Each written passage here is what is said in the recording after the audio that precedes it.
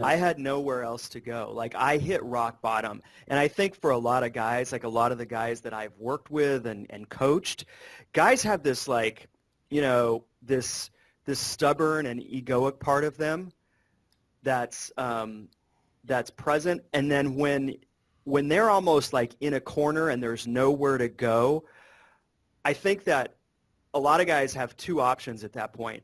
And one option is to open up, to say, okay, what I'm doing isn't working, so I just need to be open to other solutions, to a new conversation, whether that's with my wife or a coach or a good friend or a mentor, or some guys kind of turn the other way and they just kind of close off even more.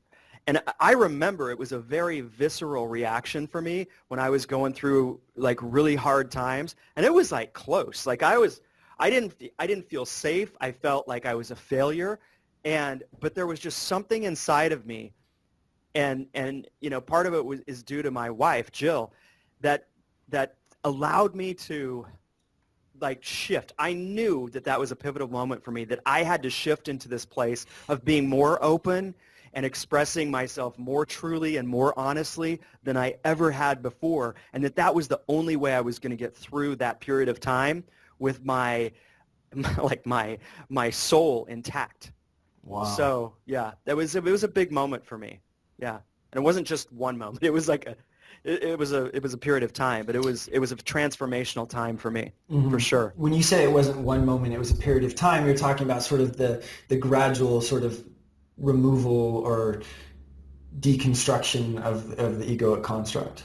Yes, very much so. Like it was, I look back at that time very fondly now as, it was kind of like the perfect storm that happened for me and what my soul needed to go through in order to have this, I call it a reawakening or a reinvention of myself.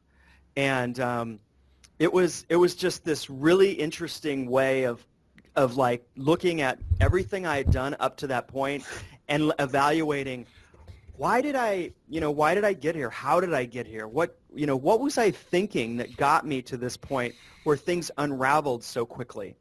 And then really being conscious, seeing like everything going forward as this clean slate, as this chance to show up in life with more honesty and more integrity and more truth, and just being more purposeful in life in general.